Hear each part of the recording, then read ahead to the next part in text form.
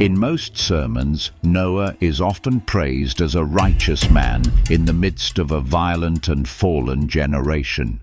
That image has become familiar. He lived righteously, and because of that, he was saved.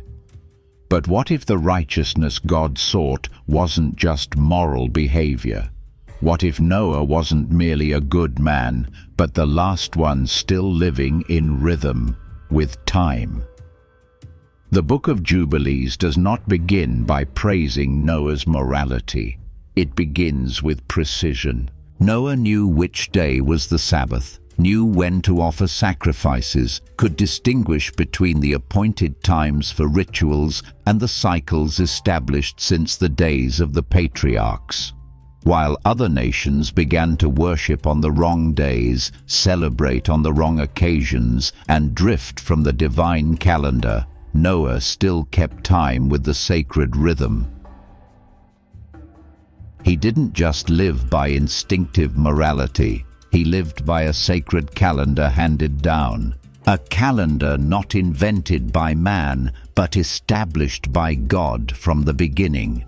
In a world where bloodlines were corrupted, rituals distorted, and the Watchers had broken the divine order, the last thing holding the universe together was a man who still remembered the day, remembered the hour, remembered the cycle. Noah was not a hero, he was a timekeeper, and precisely because he kept the divine rhythm, he became the anchor from which the covenant could be restarted. The flood, seen from this perspective, was not merely an outburst of wrath. It was a cleansing ritual to reset a structure that had gone wrong. And to do that, a clean original was needed, a living file still in its original format. Noah was that original, not because he was flawless, but because he had not been assimilated. He lived according to heaven's clock, not the world's timetable. And if that is true, then today the question is no longer, am I living well, but rather, am I living in rhythm? Because sometimes God is not seeking someone talented. He simply needs someone who still remembers the sacred hour. We grew up hearing the story of the Great Flood as a moral warning. The world was filled with violence, mankind was depraved, angels abandoned their stations, and so God unleashed his wrath through a flood to destroy the earth. But what if that was only the surface? What if God's reason for cleansing the world was not only about wrongdoing, but something deeper, the dislocation of the entire divine order? The Book of Jubilees does not deny sin, but it pulls back the curtain to reveal a deeper issue, the distortion of time. Mankind began using a distorted calendar, no longer following the 364-day cycle. Sacrifices were offered in the wrong seasons, Sabbaths were forgotten, and the rituals meant to connect heaven and earth became meaningless because they were off schedule. This misalignment wasn't just a clerical error, it was a fracture in the rhythm of holiness. Like a symphony played in the wrong key, everything fell into disorder. Not only that, the bloodline of humanity was no longer pure. The Watchers, angels tasked with guarding, abandoned their posts, took human wives, and gave birth to Nephilim. These beings were not only physically unnatural, they represented a spiritual contamination, breaking the boundary between heaven and earth.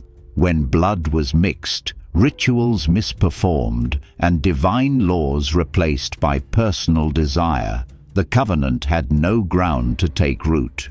A world like that, according to Jubilees, wasn't just sinful, it had become a corrupted operating system. And when an operating system crashes, you don't fix one app, you reboot. The Great Flood, according to Jubilees, was a reboot of the universe to bring back the sacred rhythm to its original position. God was not reacting like a frustrated king. He acted like the creator, restoring the machine to its original design. That's why Noah's ability to maintain the sacred rhythm, to offer sacrifices on the correct day, to live by the right cycles, was not merely good, it was still connectable. A tether between heaven and earth, a rhythm not yet broken, and that became the ground upon which the covenant could be re-established. So if the true reason for the flood was not merely because people were wicked, but because divine order had been broken, then today what we should fear is not just moral failure, it is disordered time. Because you can be moral, but if you live out of sync, worship on the wrong days, keep the wrong observances, you might have unknowingly stepped outside the covenant. On Mount Sinai, amidst clouds and thunder, where God once spoke directly to man, we often remember only the 10 Commandments. But there was another revelation given, one that few know about. It is the Book of Jubilees. Not a human retelling from memory or scattered notes, but a direct transmission from the heavenly realm, dictated by the angel Uriel to Moses during the 40 days and 40 nights he remained on the mountain. A record not just of events, but of history arranged according to divine timing, by weeks, cycles, and time markers invisible to the naked eye. The Book of Jubilees is not merely a repeat of Genesis.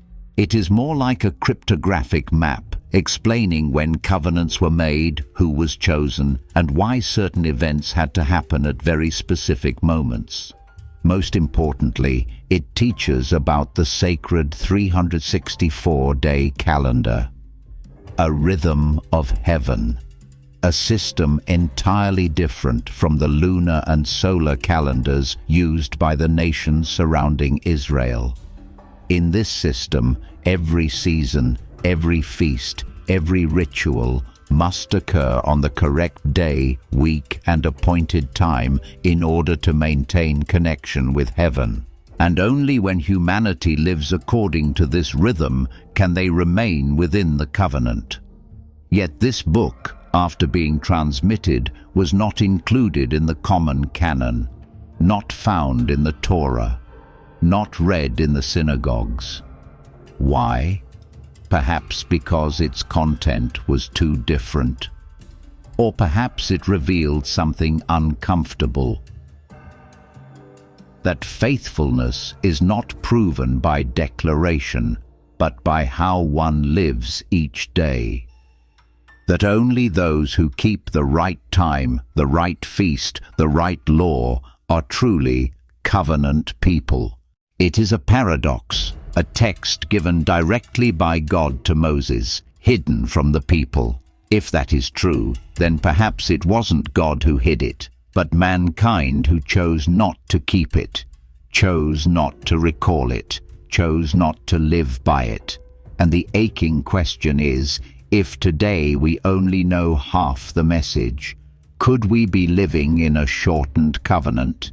If so, it is time to reopen the hidden pages, not out of curiosity, but to remember a sacred rhythm that God Himself once gave on Sinai, where man once heard His voice as clear as thunder. While the book of Genesis recounts history as a series of disjointed events, creation, the fall, Cain killing Abel, the flood, the Book of Jubilees tells the entire story in a completely different way.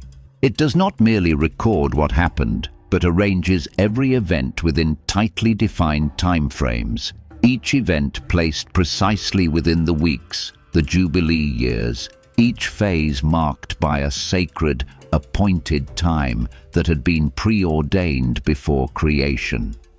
Nothing is random.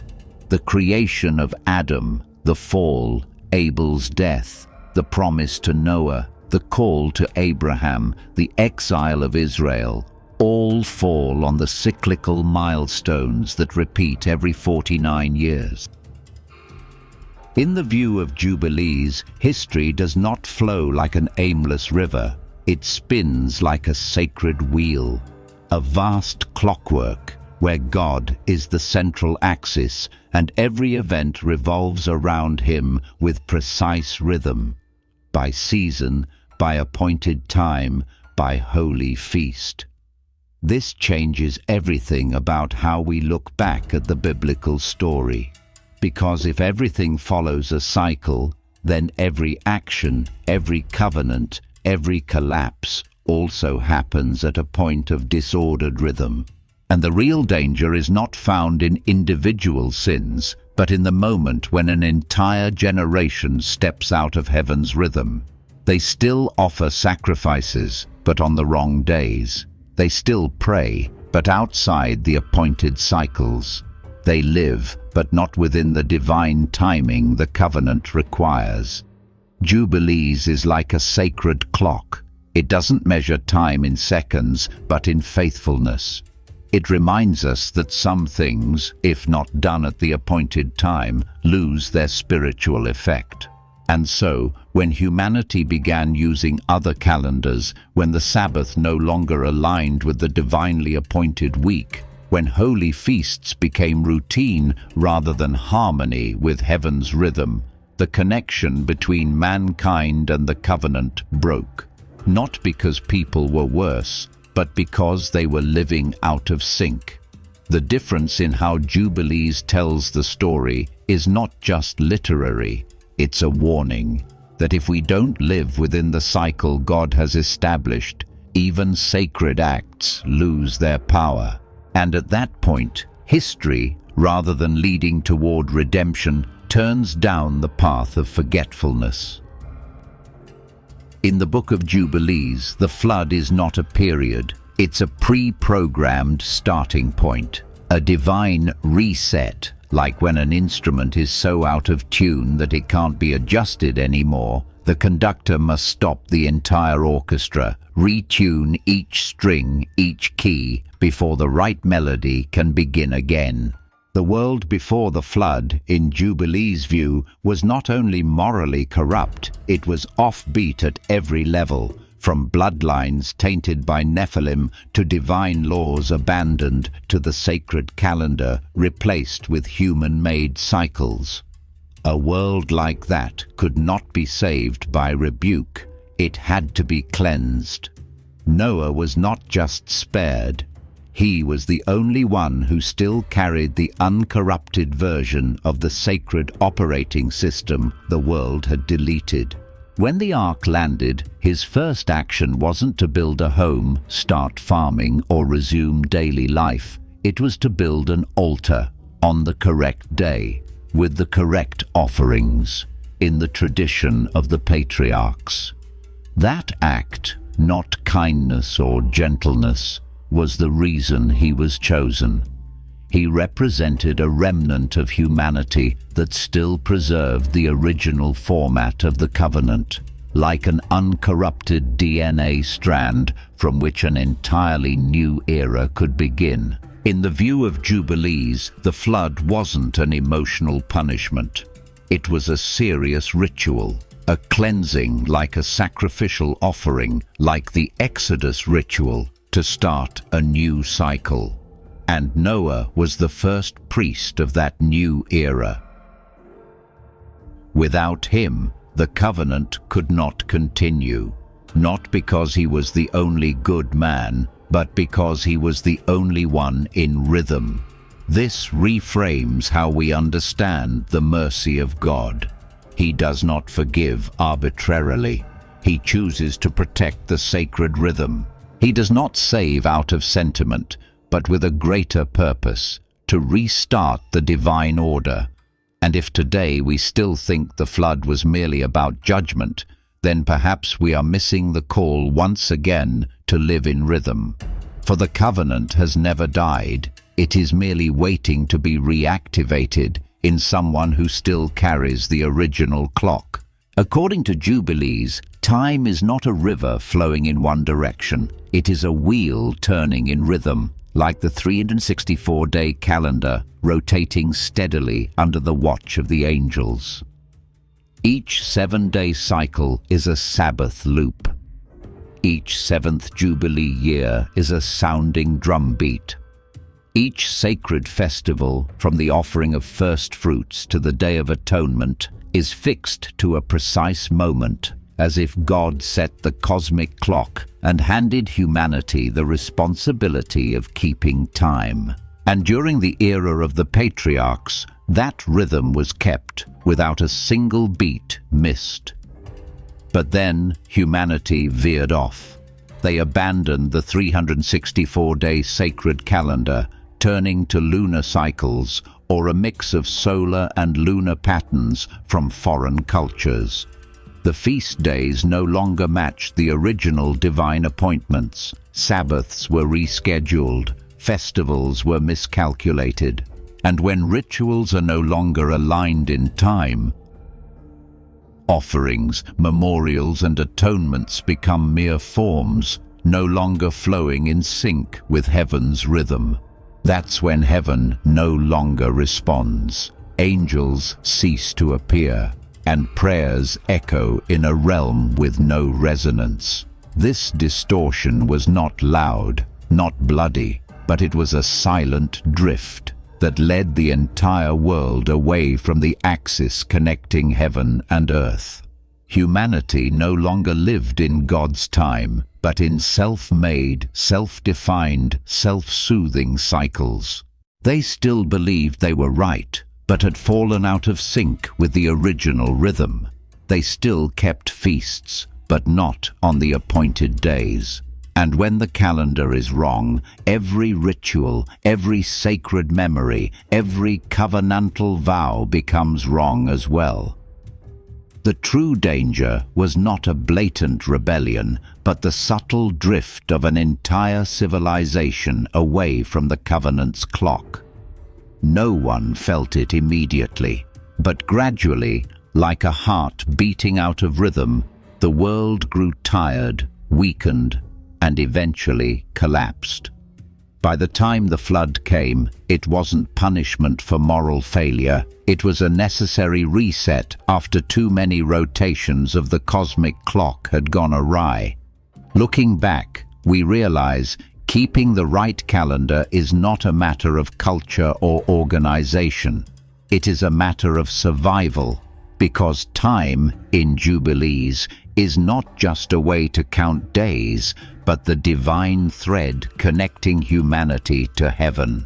And when that thread is severed, the light also departs. The Watchers were not fallen angels by accident.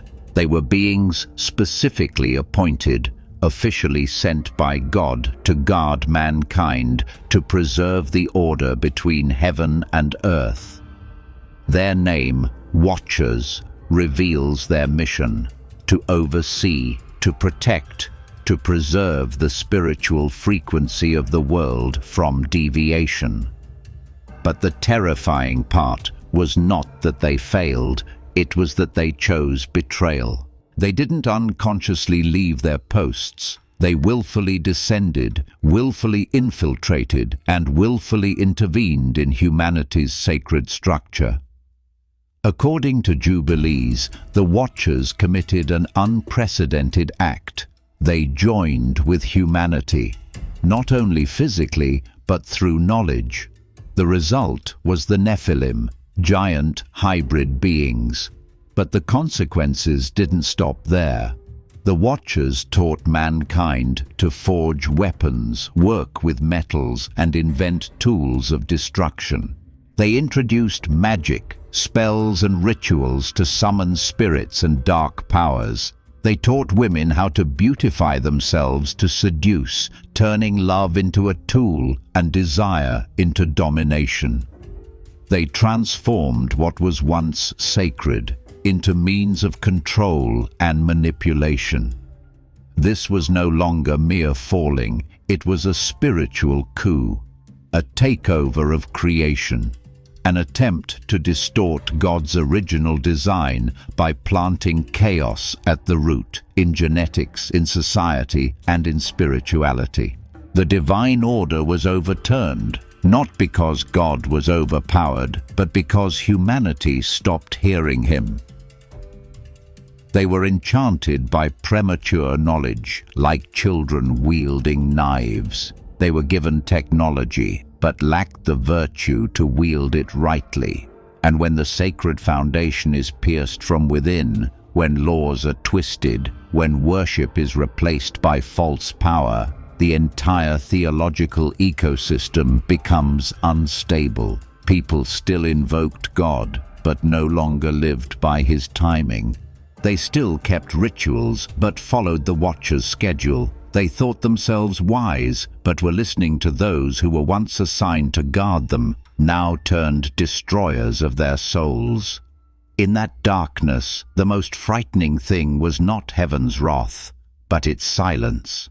As the Watchers spoke, the true angels fell silent, and humanity, no longer able to hear heaven's frequency, ran after the voices of those who once stood in the light, now only shadows of a betrayed calling. The Nephilim are not merely symbols of immense strength or strange, monstrous beings on the margins of history. They are the living evidence of something sacred that was broken. The human bloodline was no longer intact. In Jubilees, the focus is not on their physical size, but on their blood. When the Watchers, the angelic guardians, joined with human women, what emerged was not just a strange hybrid, but an irreparable breach in the divine order set at creation.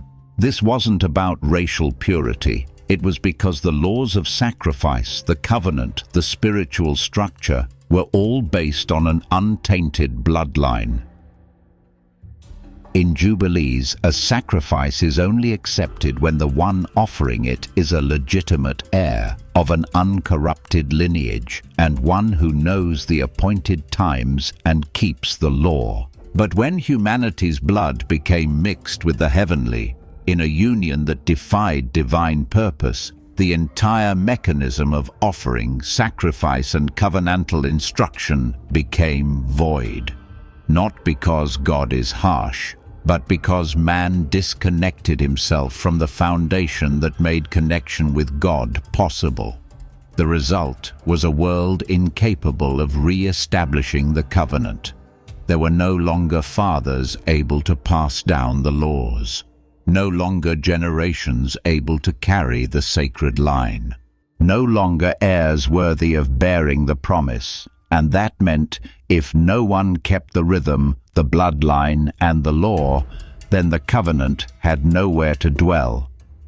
At that point, the world became a chaotic ecosystem, hybrid reproduction, offerings on the wrong days, living outside the sacred cycle. It was not just moral degradation, it was a systemic collapse, a fall that could not be repaired by repentance because the very elements needed for the ritual had been lost.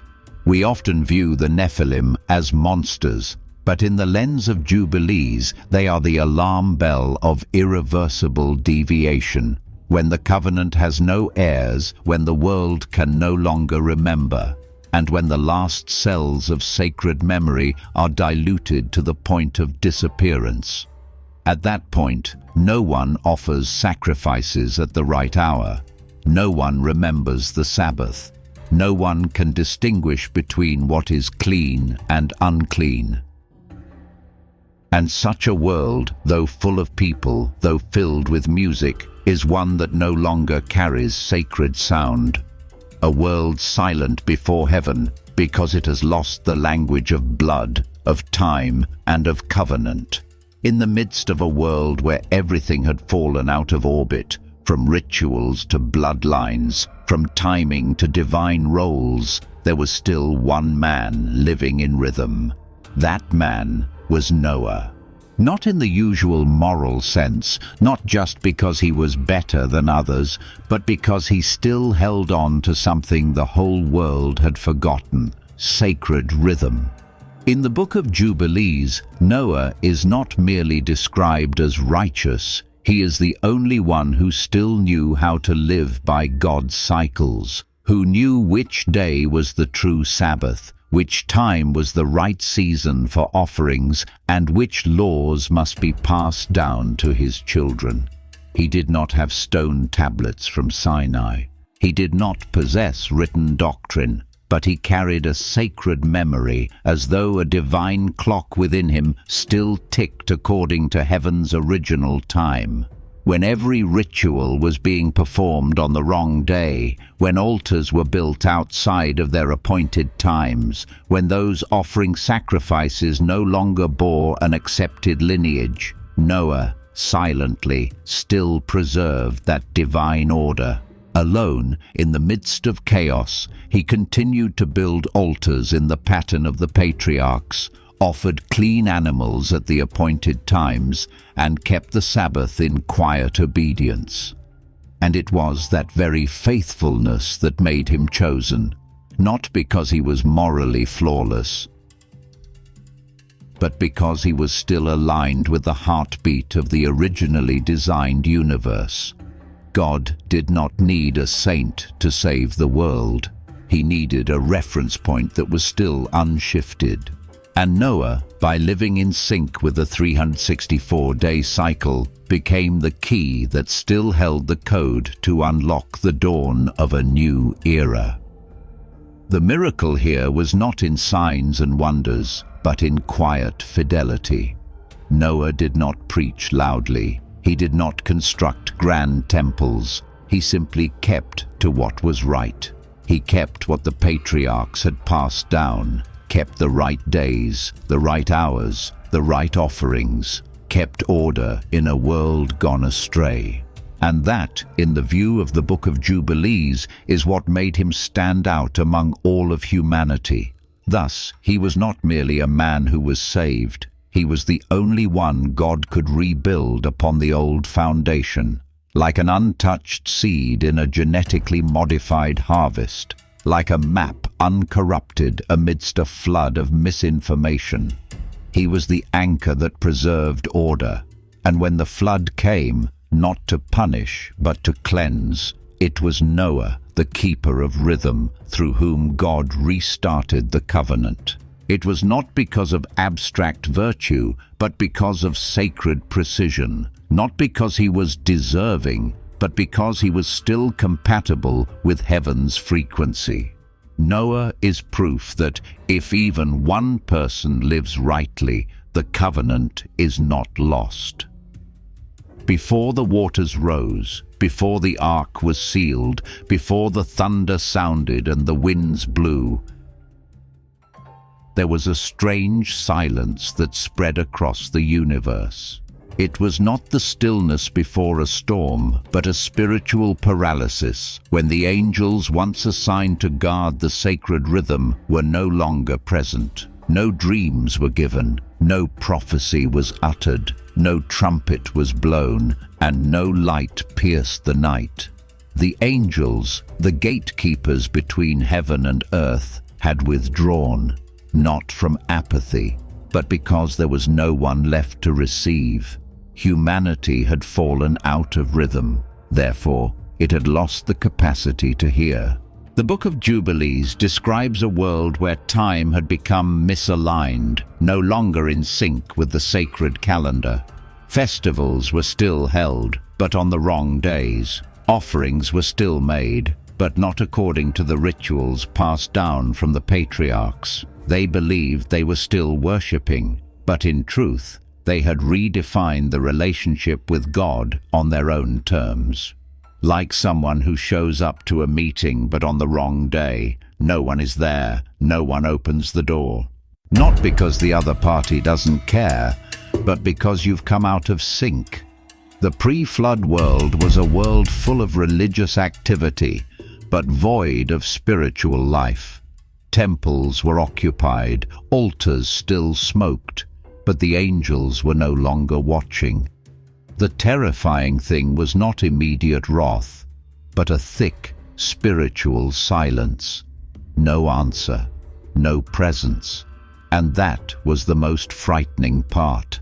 A world no longer able to hear, and thus with nothing left to be spoken. Sometimes judgment does not arrive with fire or flood, but when God withdraws his voice. When you no longer feel the dissonance, when offering a sacrifice on the wrong day no longer seems serious, when you no longer realize you've drifted from the sacred season, that is when you've entered the zone of spiritual death. And if no one keeps the sacred rhythm, then there is no more appointed hour to meet with God. A covenant built on cycles cannot continue in a world that no longer understands what a cycle is. It is not that God is angry that he remains silent. It is that there is no one left to listen, no one still tuned to his frequency, no one pure enough to receive a message, no one offering rightly, living in rhythm, walking in season. And that very emptiness, the silence between heaven and earth, is the true signal that the end is near. That is when mankind loses its sense of the sacred.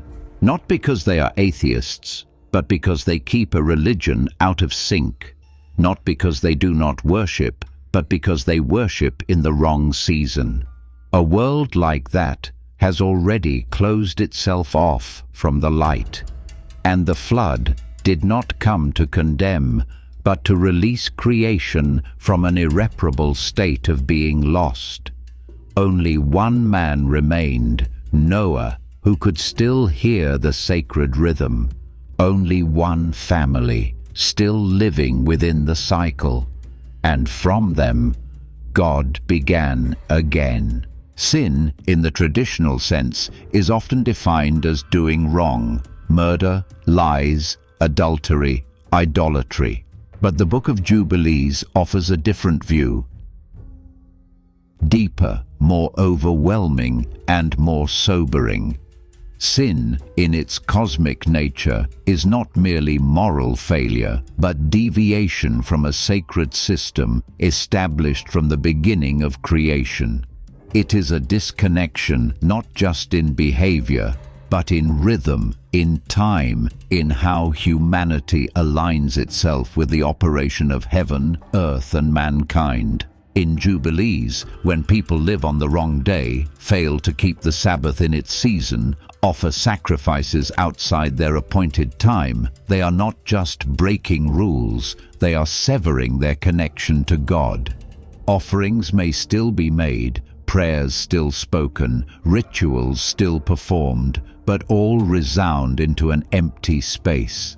Like music played out of rhythm, even if loud, it is no harmony. The heart of the cosmos no longer beats with them. The sacred no longer flows through them.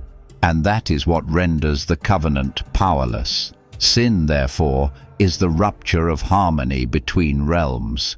When you eat the forbidden fruit, it's not just because you wanted to know good and evil, but because you chose a moment outside of God's designated time. When you marry, but outside the covenant season, you don't produce a sacred lineage, but disrupt the divine inheritance. When you build an altar, but are unaware you're outside the cycle, you do not connect with heaven, but only with yourself. This is no longer about morality, but about misalignment. Off season, off hour, off from the sacred center. And once the whole world drifts together, there is no one left to keep rhythm. No one in the right place to act as priest. No one on time to keep the feast. No one pure enough to continue the lineage. Then, sacrifices are no longer valid because no one qualifies to offer them. Prayers no longer rise because no one is praying at the right moment to be heard. And this is the true crisis. Sin is no longer personal. It becomes global. Not a moral failure, but a cosmic misalignment. God, the one who breathed rhythm into all things, cannot allow a misaligned universe to continue indefinitely. A symphony that plays out of rhythm for too long cannot be fixed with a few correct notes. It requires a moment of silence and a new beginning. That is why the flood came, not to punish the wicked, but to reset the clock. Not because mankind lacked morality, but because the world had lost rhythm. Sin, according to Jubilees, is a total disconnection, and only by resynchronizing can the covenant begin to flow again. Nephilim, the name is often associated with great size, with supernatural beings who once walked the earth. But if we stop there, we miss the Bible's most profound warning, a truth buried beneath the ash of time. In the Book of Jubilees, the Nephilim are not just the result of a union between angels and humans. They are the symbol of a reality completely deformed, a world that could no longer maintain the sacred boundaries between realms. The Watchers, the angels sent to guard and guide humanity, abandoned their appointed place and entered the human realm driven by desire. Their fall was not merely moral, it was cosmological, a fusion between pure spirit and finite flesh. From that transgression, a new race was born, Nephilim, neither fully angelic nor truly human. They were products of disorder, without sacred rhythm, without divine law, without the capacity to offer or be offered. The true danger of the Nephilim is not their power, but their unredeemable nature. Every ritual of sacrifice, every covenant with heaven, is built upon the foundation of untainted bloodlines and appointed times. The Nephilim meet none of these conditions. They have no hour, no law, no sacred source code. They are the living manifestation of a reality utterly detached from the original structure of the universe. The world at that time was not only filled with violence, but with the presence of a species that could not be saved.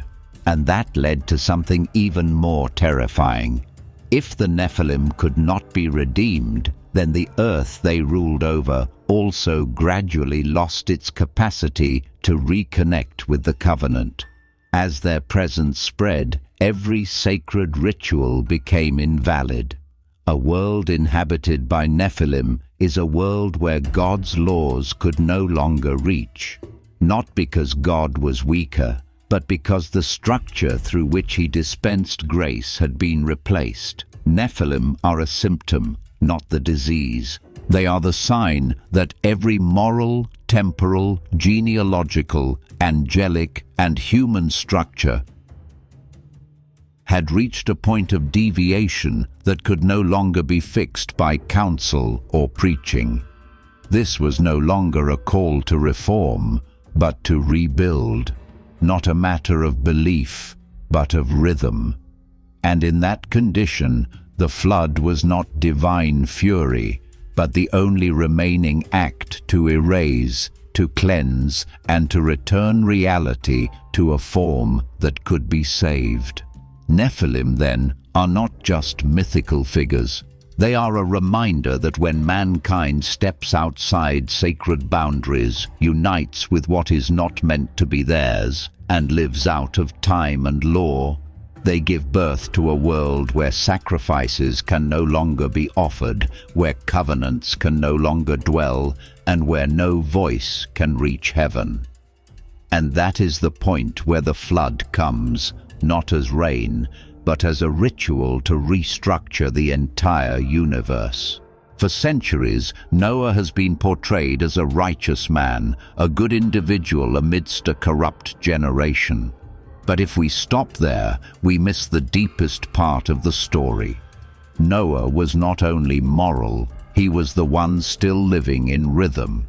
According to the Book of Jubilees, what made him chosen was not merely that his behavior was different, but that he was the last person still aligned with the sacred operation of the universe. Noah kept the 364-day sacred calendar. The calendar Jubilees claims was originally established by God at creation. While the world around him had shifted to distorted calendars, lunar, pagan or hybrid systems, Noah still knew exactly which day was the Sabbath, which season belonged to each festival, and which moments required offerings. He did not act on impulse, he acted on timing, on the patterns of the patriarchs, on the rhythm of the covenant. And that was not luck, it was absolute faithfulness. He did not keep rhythm for himself alone.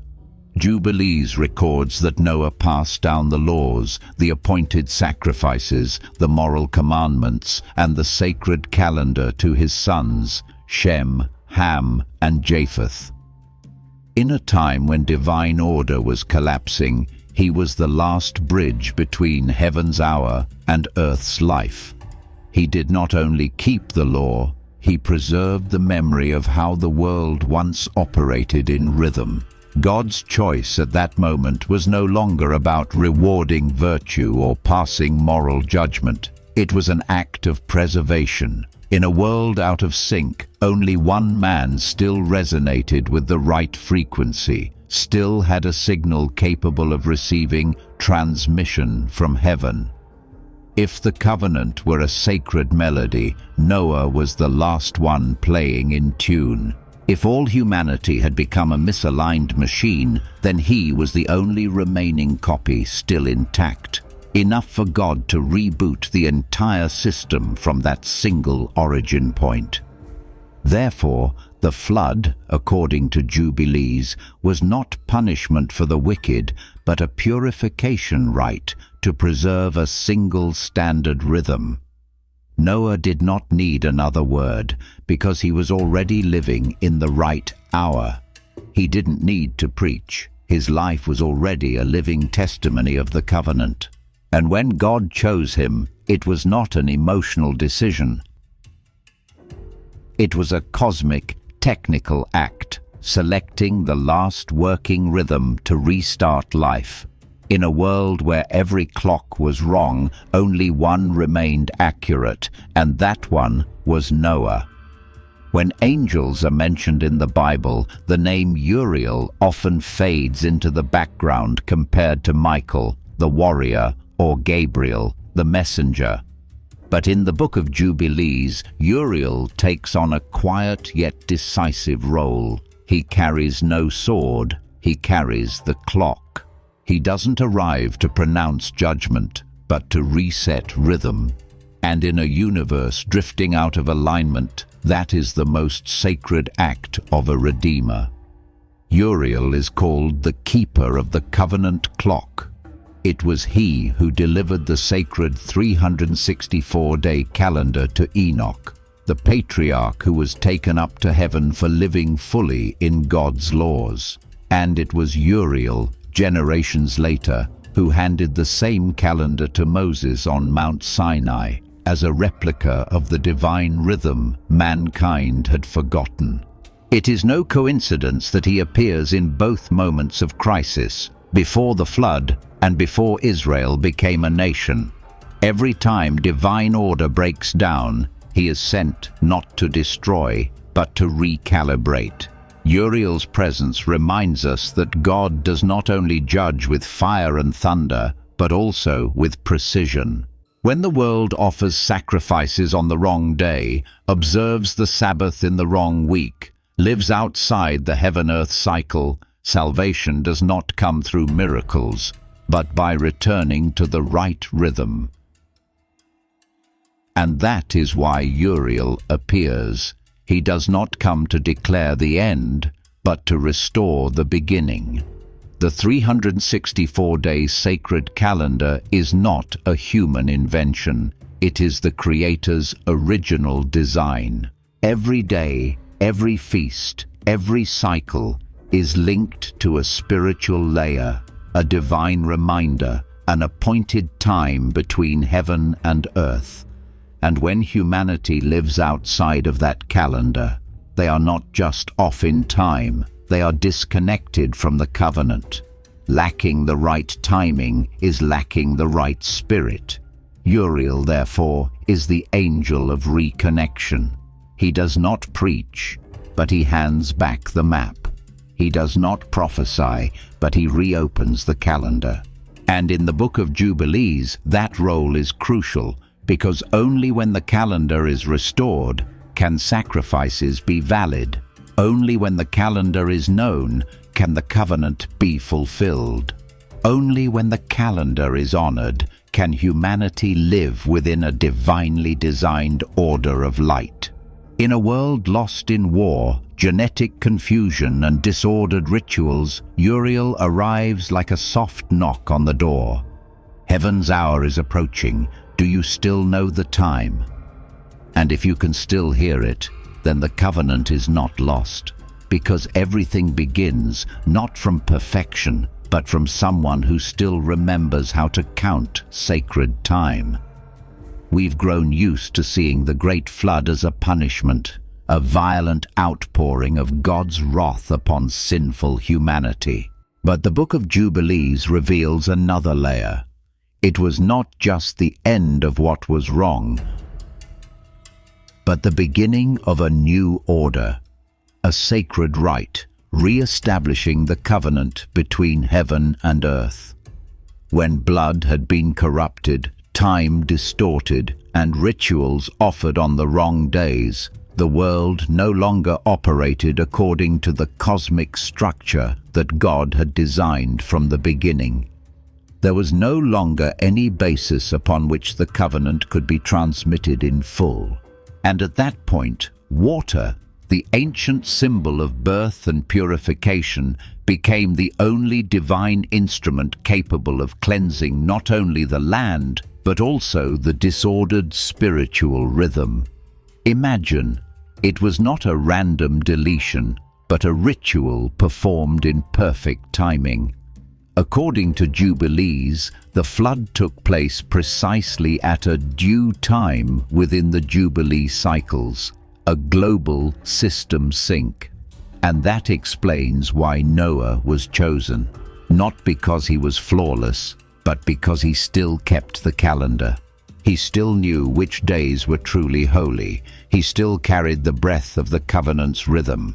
In a world gone astray, he was the original file to replicate. After the flood, everything began anew. But this time, with a new operating system, not built on power, achievements, or external laws, but on an inner rhythm connected to God through time cycles. The Great Flood was the cleansing period of the entire cosmos, like a priest washing before entering the Holy of Holies. And Noah, now in the role of priest, stepped off the ark as the first celebrant of a reborn world. We often view the flood as a tearful ending, but Jubilees invites us to see it as a beginning, the first page of a restructured rhythmic age. When everything had gone wrong, God did not destroy, he cleansed. When all had gone off track, he did not rage, he reset. And when even one man still kept time, the covenant did not die. It simply awaited rebirth through water. The 364-day sacred calendar, though it may seem like a forgotten technical detail in ancient texts, is, according to Jubilees, the lifeline of the covenant, not a side tool, but the foundational framework. Every ritual, every sacrificial day, every season of repentance is tied to a precise rhythm that must not be missed. God never covenants randomly, but always at the appointed time. And if humanity offers on the wrong days, rests in the wrong cycles, lives outside that rhythm, it is not because they are evil, but because they've stepped out of divine coverage. Jubilees records that from Enoch's time, God established the 364-day calendar, made of exactly 52 weeks, always starting on the same day, unaltered by moon or sun.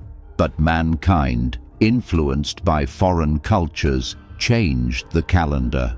They blended in cycles of pagan gods, blurring the lines between sacred and profane. And like an invisible domino effect, everything began to derail. Rituals lost their power, offerings became inaccurate, and the covenant found no place to land. That was not a minor mistake, but a rupture of the entire heaven-earth connection. And the Great Flood, according to Jubilees, was an ultimate warning.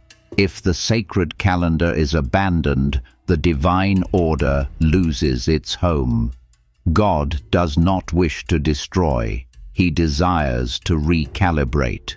And to do that, he needed one man, like Noah, who still kept the old rhythm, so from that place a new world could be built. Today, we have forgotten the sacred calendar.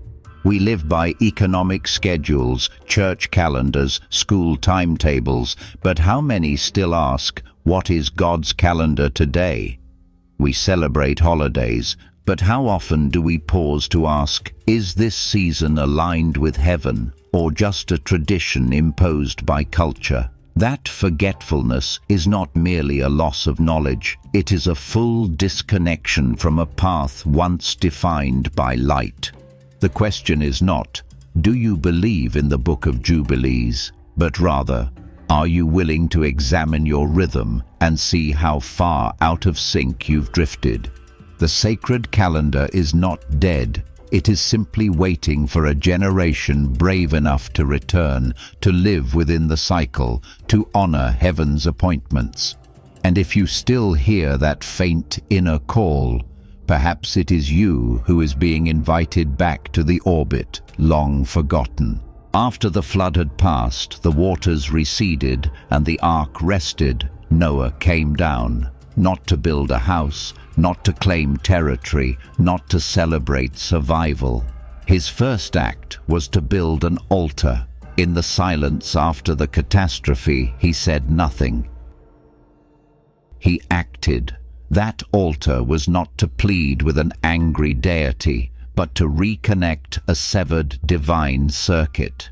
It was not the superstition of a desperate man, but the ritual of a priest who understood that for a new world to emerge, the first step must be to restore the order between heaven and earth. Noah did not offer sacrifices haphazardly. He chose clean animals, not by instinct, but according to patriarchal tradition.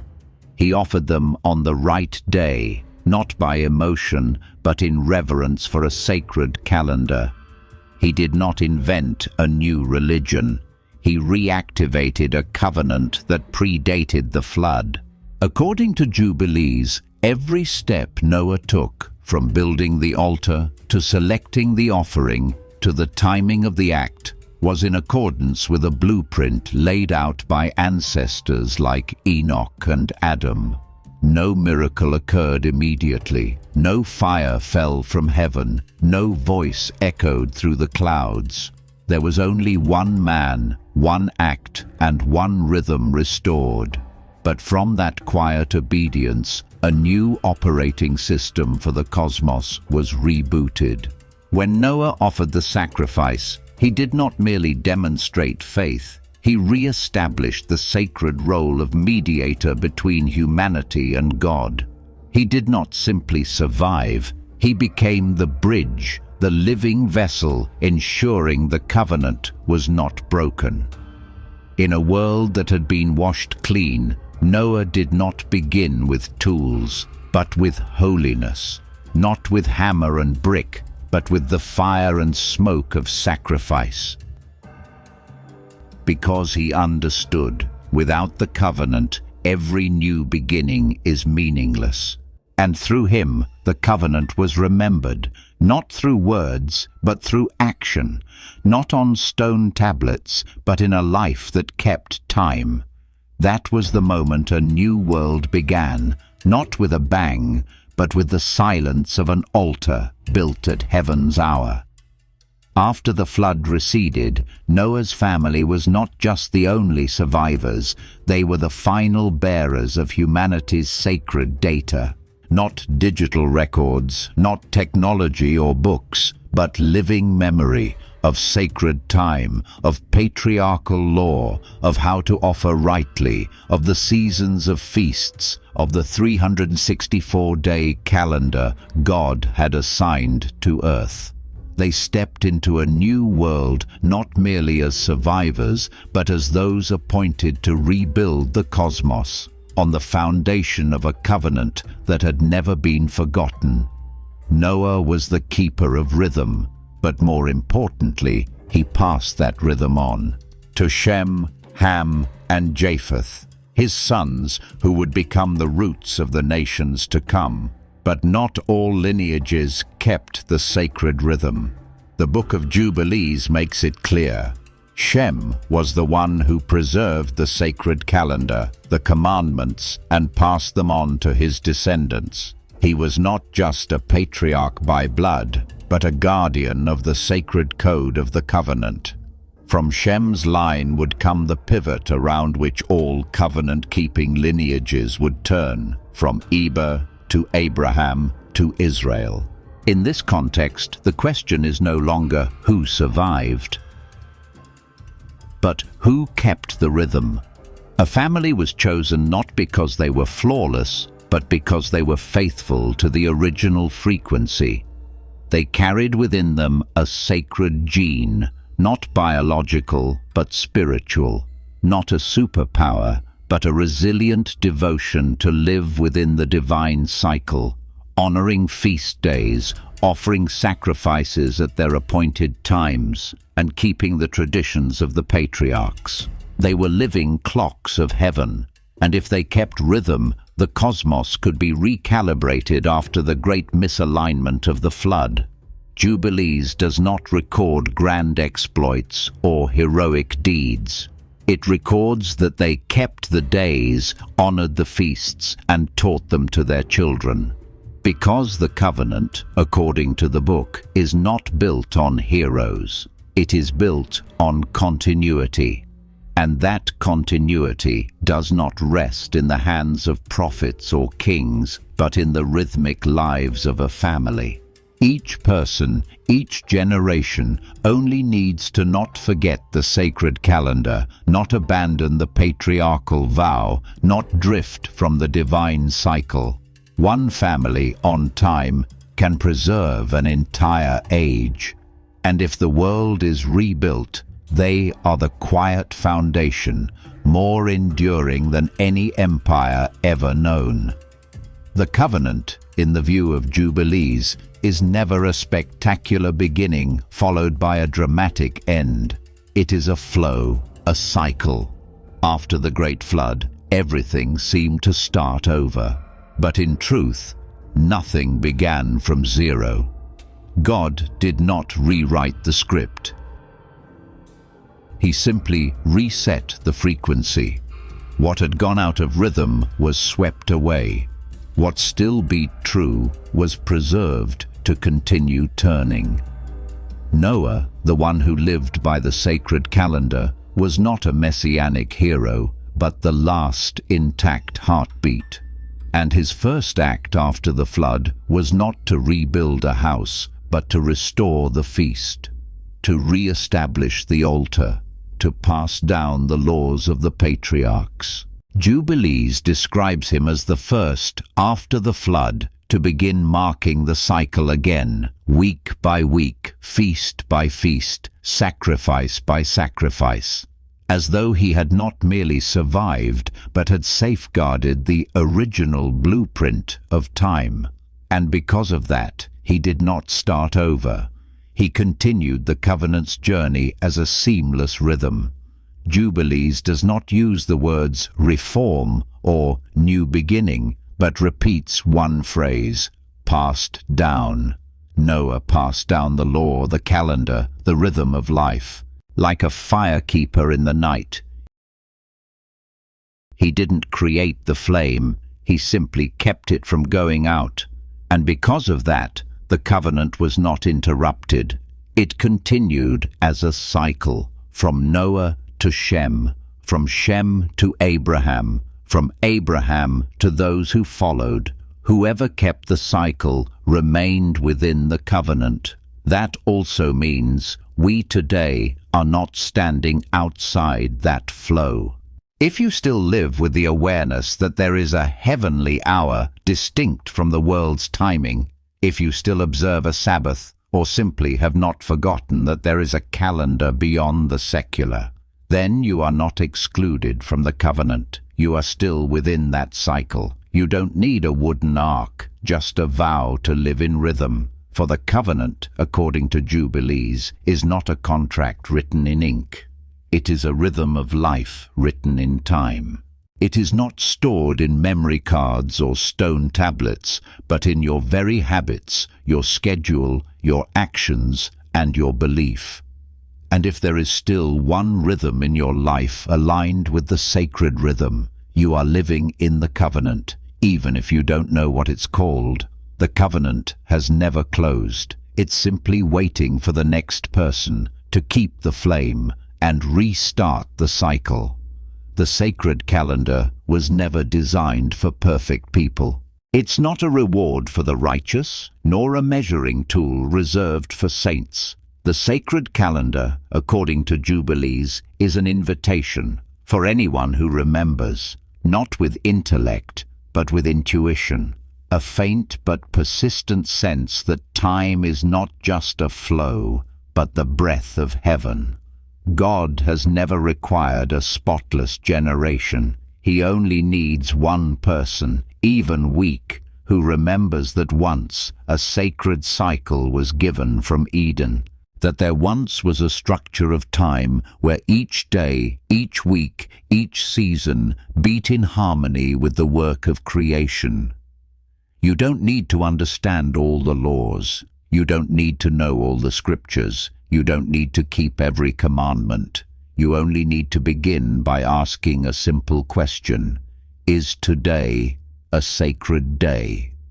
If that question still touches your soul, it means you haven't lost the sacred rhythm. And if you've strayed from it, it's okay. God does not reject those who forgot.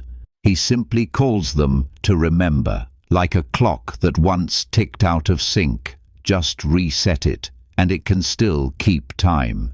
You don't need to change the world. You only need to change how you look at tomorrow.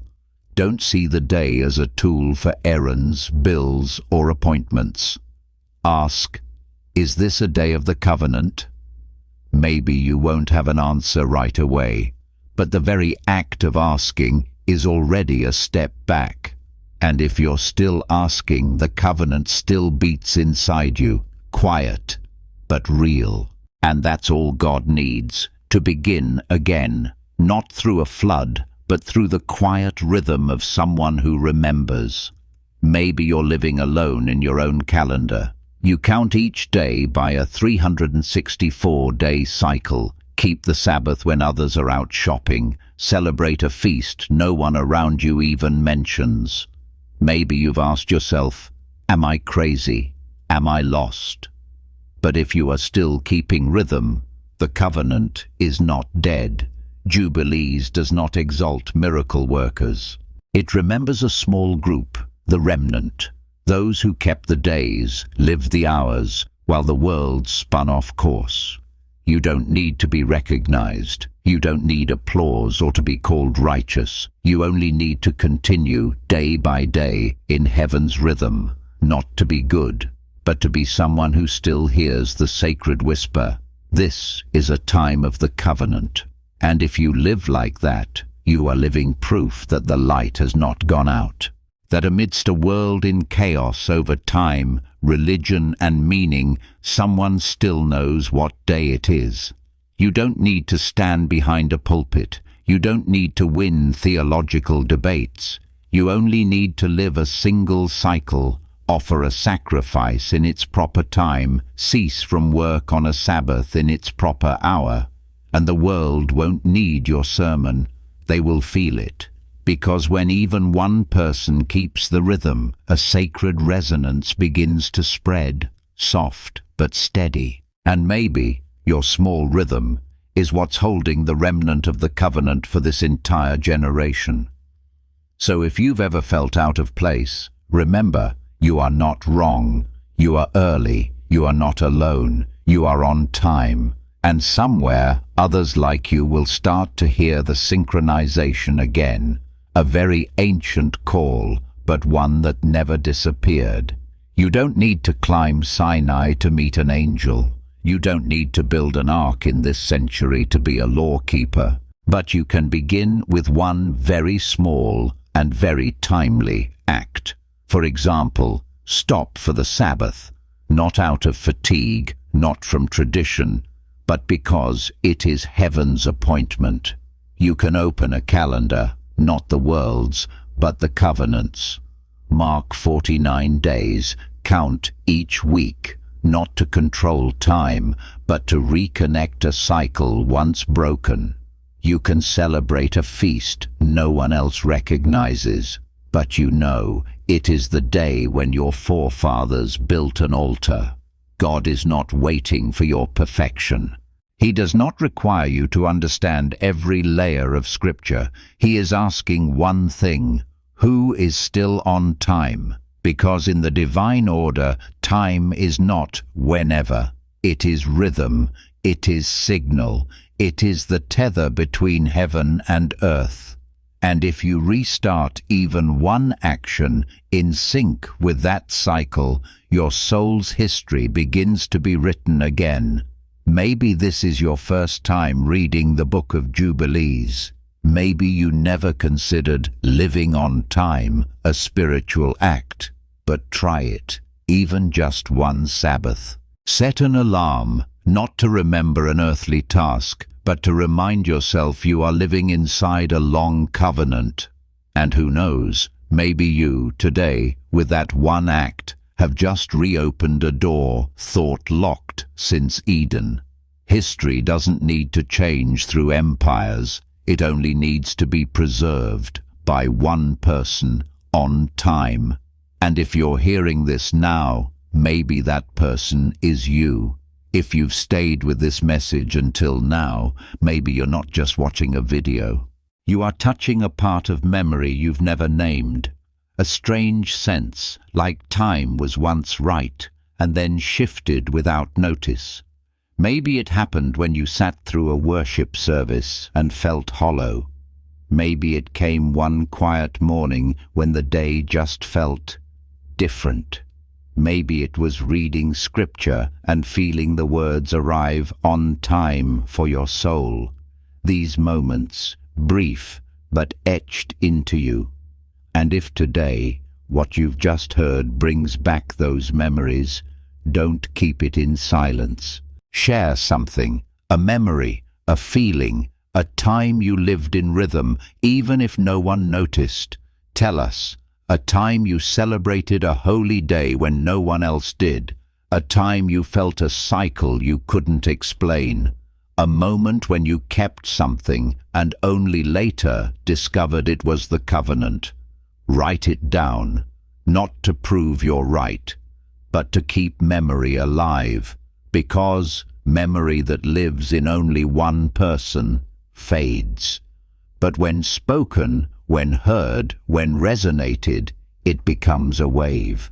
And the covenant, even forgotten for generations, will begin to awaken again, not by massive campaigns, but through small testimonies. Maybe you, the one holding your phone late at night, are the final link reconnecting sacred time. Don't let it fade again, because sometimes what's most needed is not preaching, but simply telling a moment when you were on time. And that's enough for the covenant to live on. Maybe you're not a scholar. Maybe you're not a preacher. Maybe you haven't memorized every verse, have no crowd behind you, no sermon gone viral, but you have one thing more precious than all of that: the ability to live on time. You don't need a trumpet blast. You only need to step into the Sabbath, turn off the noise, and rest within the old rhythm. Not out of duty, but because you know this is heaven's hour. And when you keep one small law by the voice of conscience, you're whispering back to God, "I still hear." You are not alone, and you are not unknown. Every testimony you leave is a note in the symphony of the covenant being restored. Leave a comment below. What made you stop in this video? Which part moved you? Which line could you not scroll past? Because you don't know, your words might become the small light guiding someone else. Maybe someone, lost in these chaotic days, will read your words and remember that a sacred rhythm is still pulsing beneath it all. And if even one person keeps the rhythm, the covenant is not lost. If there remains even one whisper in the timeline, the sacred calendar still lives. And maybe you are that whisper. Amen.